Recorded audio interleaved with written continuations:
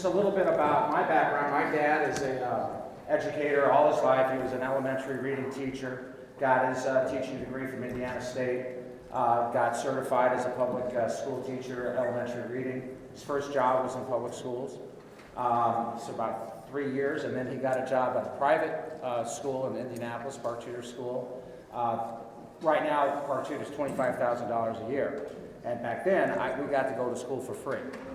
So Dad said that's the best education that he can provide for his kids, and so that's where we went.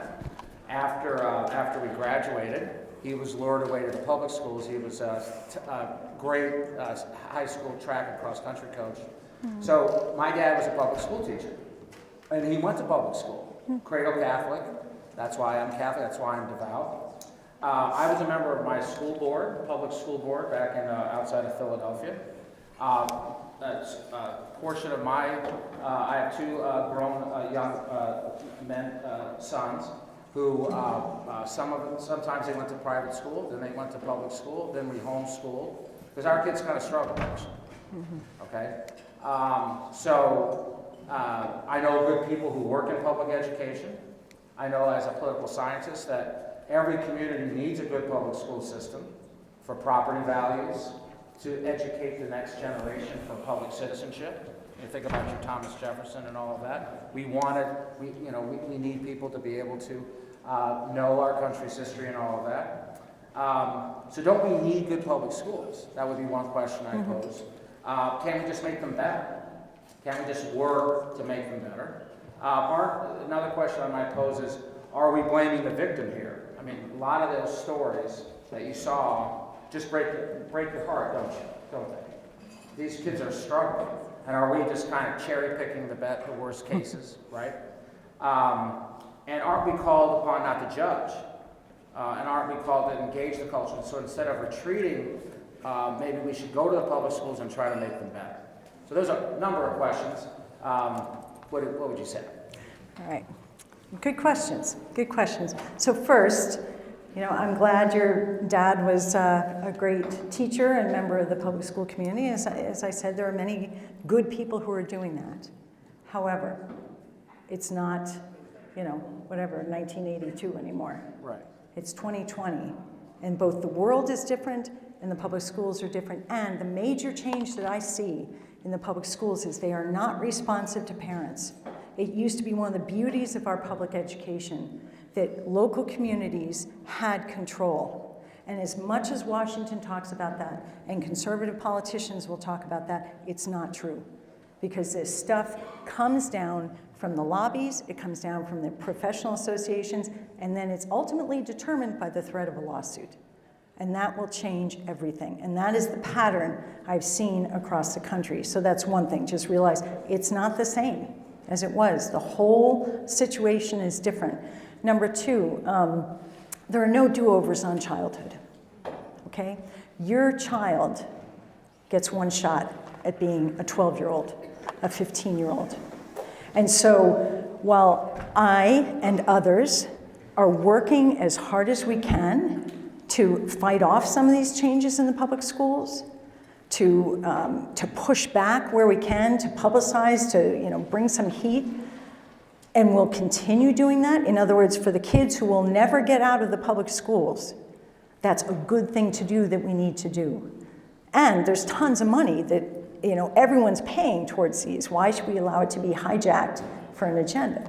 So I'm not saying quit fighting, but there are two different decisions. You can be in the fight, but when you look at your child, realize one of the most formative influences on them is who they're around and what they hear day after day. Who are they being told that they are? And you just don't get a chance to redo that. And so that is the thing to consider. The other thing that I would say is there's a cost to every education. Okay, if you homeschool, the cost is time. If you send your kid to a public or a private school, the cost is money. If you send your kid to a public school today in this kind of an environment, the cost could be their human stability. It could be their faith. These are significant costs. So don't look at it and say, that's free and there's, I have to pay tuition here. It's not the right way to look at it. There is a cost to every education. So look at it with eyes wide open, and so that you're clearly evaluating that. Thank you. I can imagine there might be some people in this room that send their kids to the public schools. I also can imagine people who might have a difficult time addressing some of these really tough issues about transgender and all of that. So I guess one question would be, what would, I can imagine some people saying, well, this isn't going to happen at the top school, right? It's, you're exaggerating. And then I guess, what would be your recommendation or advice for how we should talk about these kids that are really suffering? Because you don't want to sound like you don't care. Yeah. So 2 things. One, I forgot to say in the last question, is that tuition costs should never stand in the way of any child getting a Catholic education. And that's something that we as Catholics need to commit to. I again think of my grandparents who were Irish immigrants, and they gave to their church. They supported the school, even on, at times, minimal amounts that they were making, because it's their faith, their church, their kids, in the sense that we care about all of these kids. So we need to make it possible. And so one thing that I think has got to change is sort of the model of schools. It can't all be tuition driven, because we don't have religious sisters teaching, so you don't have sort of low-cost labor, which wasn't necessarily just anyway.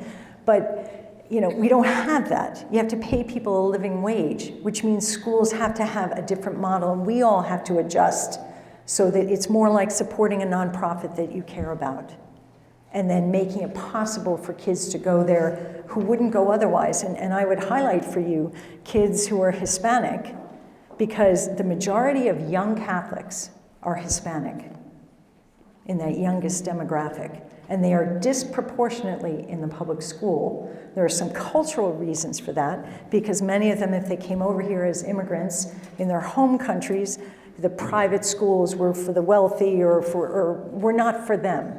And so they look at that and they say, that's not for me. And then sometimes it's simply a tuition obstacle. Sometimes it's they just don't know.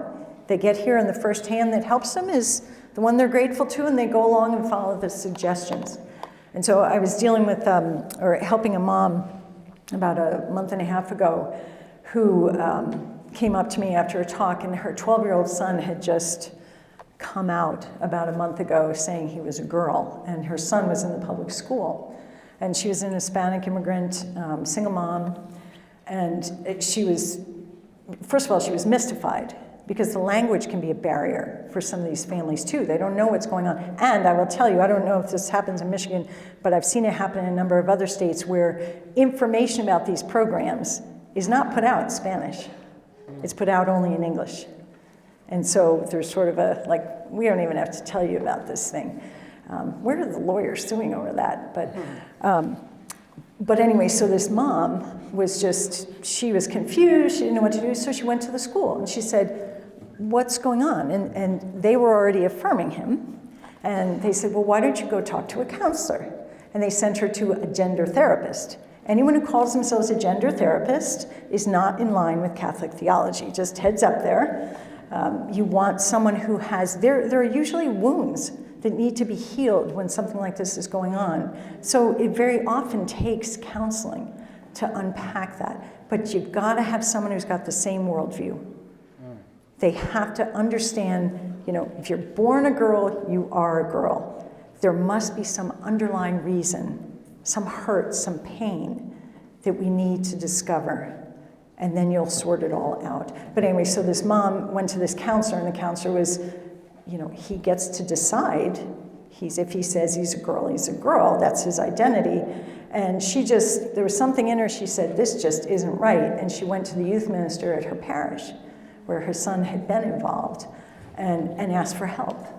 And fortunately, they were able to plug her into a counselor at Catholic Charities, get him into the public school. Because one of the other things that happens with a lot of these kids is, it's not like their feet are stuck in cement and they're 100% sure there. They're looking for those cues from other people. And some of the families I've talked to whose kids have gone through this, and they've said, well, people will say, well, just be kind to the kid. If they want to be called, if John wants to be called Julie, just call him Julie. Just be kind. And they have said it is the worst thing when you have a child who's confused. If people who they care about or people who are authority figures and who are adults confirm them and affirm that confusion, then that sort of solidifies them like, oh, okay, I really am on the right track. And it pushes them in the wrong direction. So how do we demonstrate our compassion for people who are going through this? I would say I have found, first of all, that even people with whom I disagree vehemently on this issue are looking to do what's best for children. They just come at it from a completely different worldview and sometimes an ideological conviction. So we need to presume the best of people just around this issue in general. Second, realize there's a lot of pain. There's something going on with that kid, but it ripples out to anyone who loves them. So you have to be sensitive to that, you have to be patient with that, and you have to make it okay to talk about that. One mom, it broke my heart, she said they went through a situation where their daughter transitioned against their will, went through and got a double mastectomy as a college freshman, which college health centers now will give hormones and refer people, and the kids are over 18, so they can do that. Anyway, she said, what broke her, I said, well, what kind of support did you get from the parish? And she said, none. And she said, I couldn't talk about it. I was ashamed. And people who knew didn't say anything. And she said, when someone in your family is struggling with, let's say, an opioid addiction or a drug addiction, everyone realizes how difficult that is. But they can all agree that that person's not in a good place. And she said, what's hard is, in this situation, the world is saying, hey, celebrate. Your daughter found her true self. Yes, she had a mastectomy, but that's because now she's really a guy. And the mom is looking at this, and so the world is saying, celebrate it. And so their own grief and pain can't even be acknowledged. And so it's really difficult. So families who are going through this, we can't judge. I've seen it happen to families who have homeschooled their kids, who have had kids in Catholic schools, but it's disproportionately coming out of the public school. But online stuff, media, peer groups, as I said, there's a contagion. And there's also a correlation if kids have autism. This is just something to be aware of. There's a higher percentage of kids who are on the autism spectrum who start identifying as transgender or non-binary, which if you think about it, as one psychologist was explaining to me, it's sort of not unexpected because they oftentimes will get kind of focused on one thing and they can have rigid thinking and be obsessive about something, and their antenna is not quite tuned in to reading other people, so they may not feel like they belong. So if you have a girl who's on the autism spectrum, uncomfortable with her body, someone, she sees a YouTube video about someone coming out as transgender, which you would not believe how many kids talk about seeing something on YouTube and they say, that's me, and so it's not, to her, it's like, okay, this must be the answer. This must be the answer. So how do we support people? One, by talking about it. By talking about it. If we're silent and all that anyone ever hears is what the culture is saying, hey, this is great, Jazz is so happy, 3 surgeries later, sterile, on and on. If that's all someone hears, they feel isolated, they feel alone, they don't know where to go for help. So we need to start expressing what we really think about it. And then dioceses need to make sure that the counselors who work in their schools or in Catholic charities are solid on this issue, so you don't make a problem worse. One of the states I was in recently has an arrangement with the state where in the Catholic school, they use counselors sort of on loan from the state system. And the counselors have their own sort of ethical constraints that they will not tell parents what's going on. Whereas the Catholic school has come out with a policy, or the Catholic diocese has come out with a policy saying to parents and to kids look, if something serious is going on, we are collaborators with parents. We are going to be on the same team. We are going to talk about this. We're not going to hide something from parents. But it gets very tricky if you've got a state employee in there who's operating under different legal restrictions. So it's just something we have to be aware of. But finding out who the good counselors are, pastors should have a list of that, at least people they can call. And if you need some, I know some who even do counseling by Skype, because in some states with the conversion therapy bans, counselors cannot say openly that they will work with transgender identified kids because they will be accused of or entrapped into a charge of engaging in conversion therapy, which those bans, it's not about, no one's done shock treatment or anything like that in decades. What they're banning is talk therapy that would resolve someone's confusion. Because the only way that you are allowed to go is towards trans. That's the only kind of change that's permitted. Even though if you look at the data, there's a lot of fluidity, which is the other thing with kids. Don't let them put a label on themselves, because their feelings change.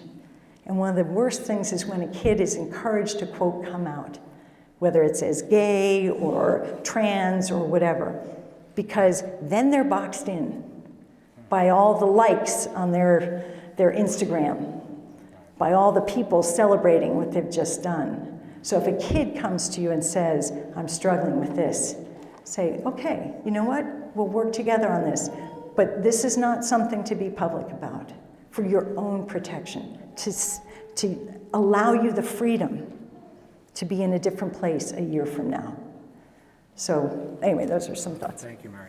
All right, so questions from the audience. I just would ask one favor, that they be a question and not a speech.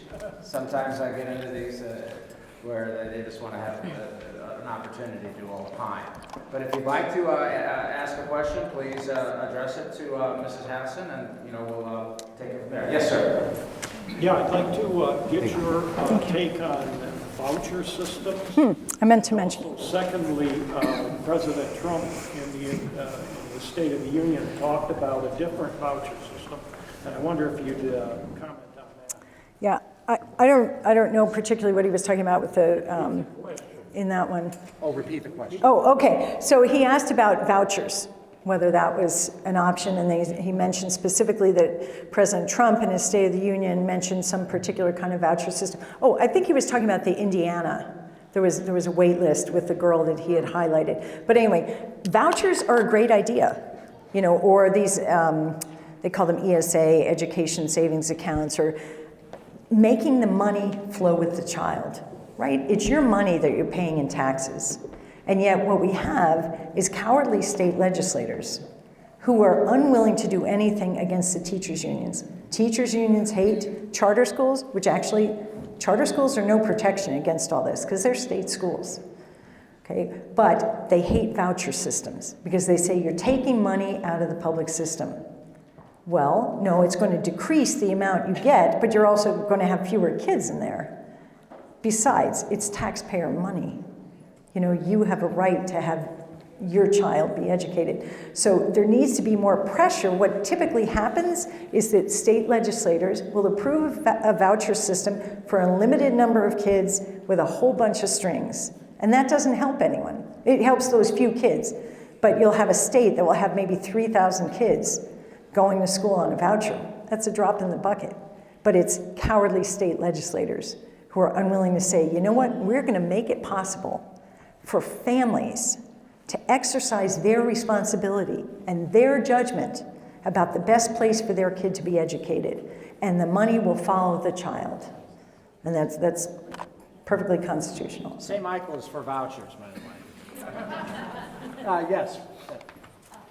Yeah, would you address the suicide rate or problem? Yeah, I'm glad you asked that. So she asked about suicide because one of the things that you will read in the media and one of the things that's often talked about is that kids who are identifying as transgender or non-binary have a higher rate of suicides and suicide attempts, and that the only thing that's going to save their lives is to allow them to transition. and that if you are against transition, you're effectively killing them. Someone actually said that to a state legislator in South Dakota when they were looking at legislation to outlaw some of these transition things. They said, you're killing kids. Well, let me give you the stats on this, and I'd have to pull up my actual slide. But all right, so here's the deal. You have to distinguish stats. Everyone knows stats can be manipulated for all sorts of reasons. So when you read in your local paper or online about transgender identified kids, 40% of them or 50% of them attempted suicide or whatever. Treat that carefully. It's true that many of them are really struggling in terms of mental health. But that data is based on a pool, a very self-selecting pool of people who were part of, who were contacted by a transgender or LGBTQ advocacy group. So it was self-selected. And they asked one question about whether they had attempted suicide. If you look at better psychological research, whenever they're asking about suicide, they ask at least two questions. They'll ask if you attempted, and then they'll ask, did you need to seek medical treatment? Or they'll do some sort of cross-verification. Why? Because what they've found is that people will say they attempted suicide, and they really didn't. And it's not to minimize someone's pain. It's just that stat might not represent what we think it meant, or it's claimed to represent. And in reality, I looked at the death rates for suicide for kids in this population, and it's low. It's higher than kids who are not identifying as transgender or non-binary, but it's low. It's low, and I can't remember the figures, but it was like in the hundreds across a multi-year span. We're not talking about thousands of kids and the majority of kids. So that's one thing to realize, that you have to be discerning about those stats. Second thing is that the majority of kids who are identifying this way have pre-existing mental health difficulties, depression, anxiety, ADHD stuff. They've got other things going on that if you took the transgender piece out of the equation, you would still have high rates of suicidal ideation, because that goes with the territory of all that they're experiencing. And that's not my word. Dr. Zucker is one of a doc who's done transitions but has worked in this field for a while, and he's trying to call the profession back to integrity in the way they talk about this.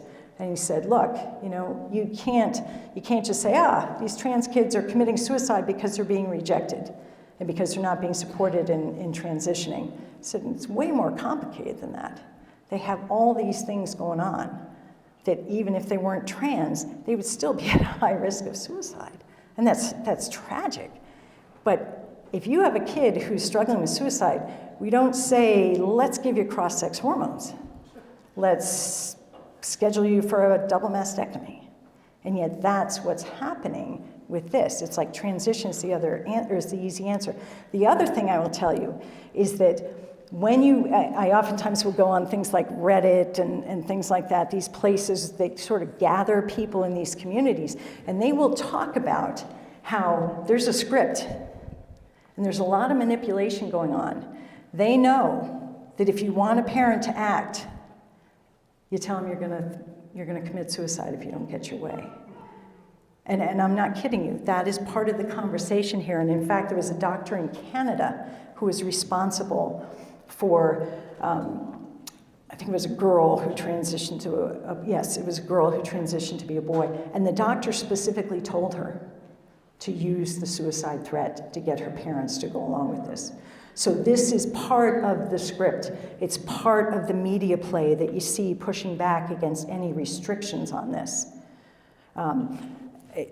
The other thing I want to say about this too is if you look at the long-term data, and there were two studies that came out just in the past few months, one in the Netherlands and one in Sweden. Both countries are very LGBTQ friendly.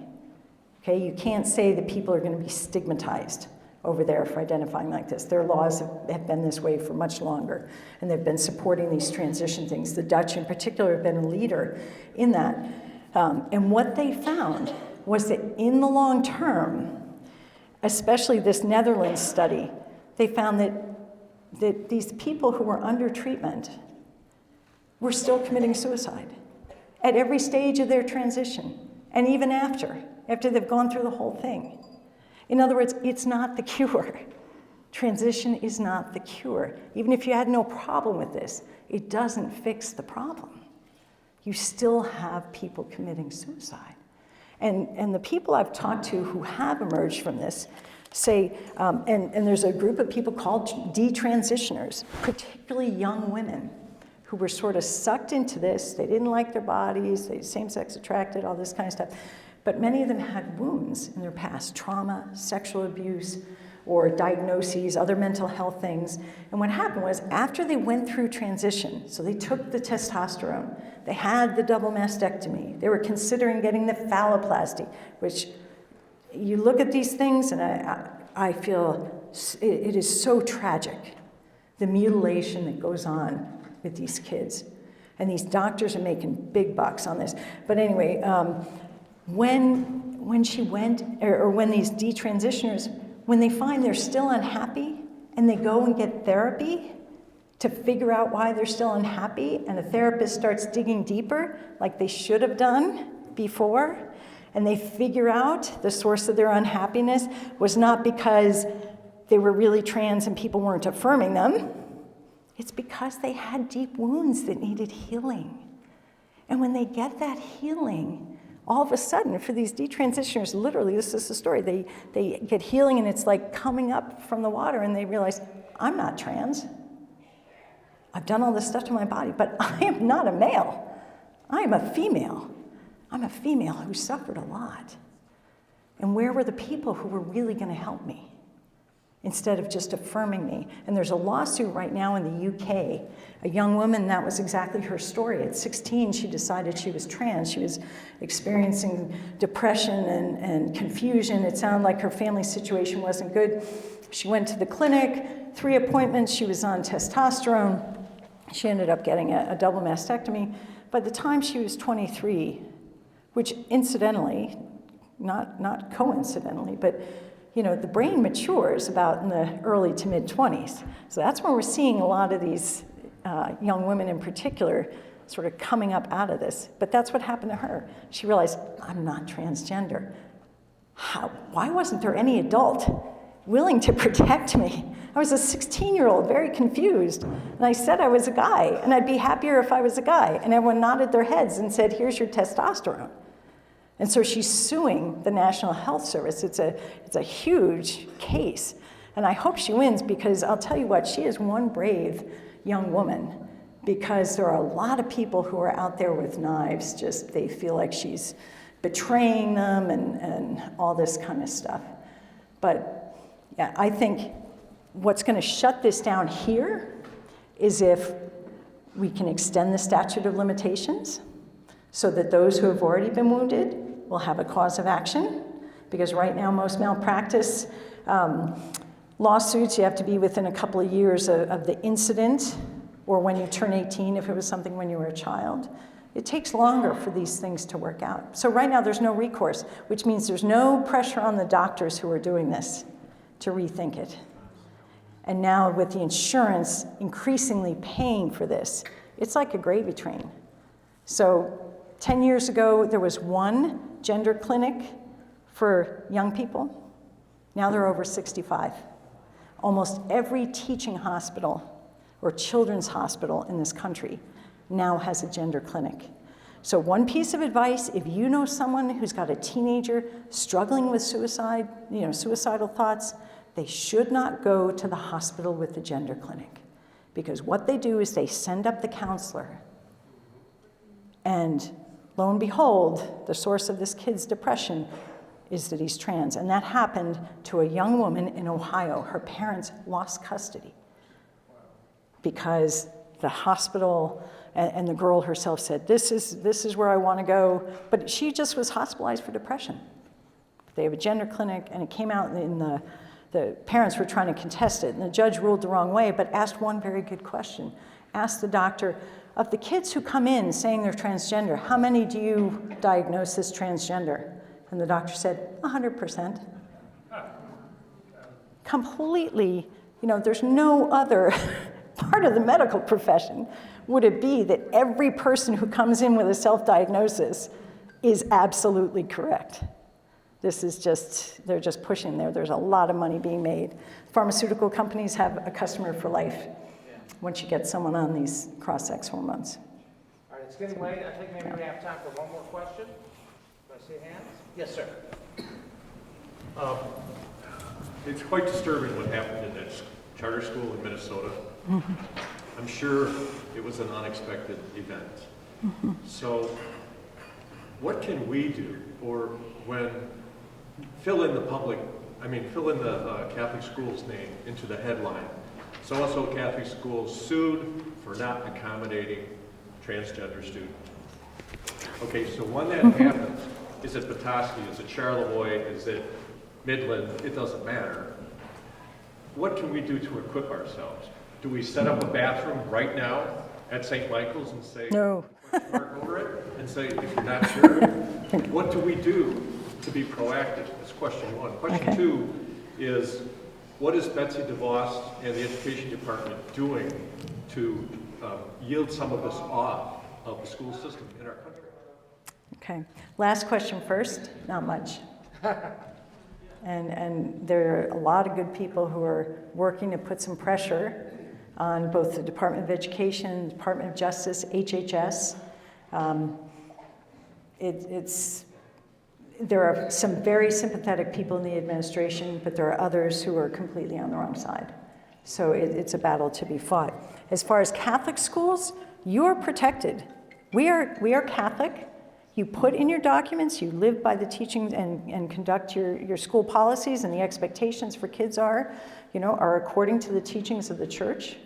And if a kid comes in with an IEP, right, an individualized education plan, the answer is we cannot accommodate your need, because there is an exception in the law for religious schools. If they don't have to turn their whole school topsy-turvy to accommodate someone's IEP, if it's going to be a radical interference with the mission or the ability of the school to do its job. So the safeguard for Catholic schools is to be Catholic. And there are attorneys, and I should make sure you're aware that, Rich, there are attorneys who are checking school policies, writing them to just make sure that you will have the religious liberty protection that you need. And you do that right now, thank God for the Supreme Court appointments, we still have that freedom. So. All right, let's give Mary a round. Thank you.